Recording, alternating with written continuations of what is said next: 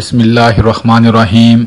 मेरे भाइयों और बहनों, कितनी खुश नसीबी की बात उन लोगों के लिए जो नेकी की दावत, नेकी की बातें, नेकी के पैगामात लोगों तक पहुंचाते हैं और लोग उन पैगामात को सुनते हैं और सुनने के बाद उन पर अमल करते हैं।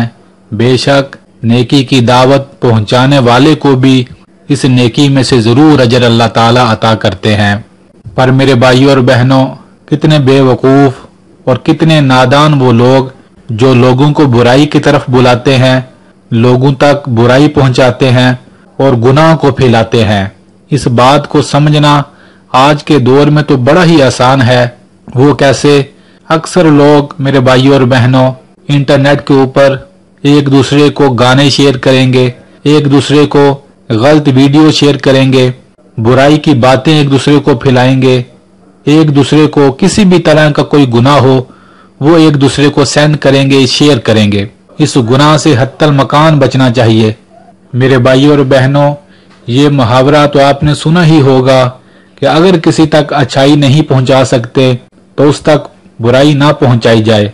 अगर आप किसी को दीन की दावत, नेकी की बात नहीं पहुंचा सकते तो कम से कम अपना इतना बड़ा नुकसान तो ना करें कि आप दूसरे लोगों तक बुराई और गुनाह को पहुंचाएं। मेरे भाइयों, एक पल के लिए सोचें, सांसों का तो मेरे भाइयों और बहनों बिल्कुल कोई भरोसा नहीं। अगर आज हम किसी को कोई चीज गलत शेयर करते हैं और शेयर करने के बाद हम इस दुनिया से चले जाते हैं और जितने लोग फिर उस गुनाह को देखेंगे, उस बुराई को आगे फैलाएंगे, तो आप खुद ही बताइए उस बुराई में, उस गुनाह को फैलाने में हम भी कसूरवार हैं कि नहीं हैं।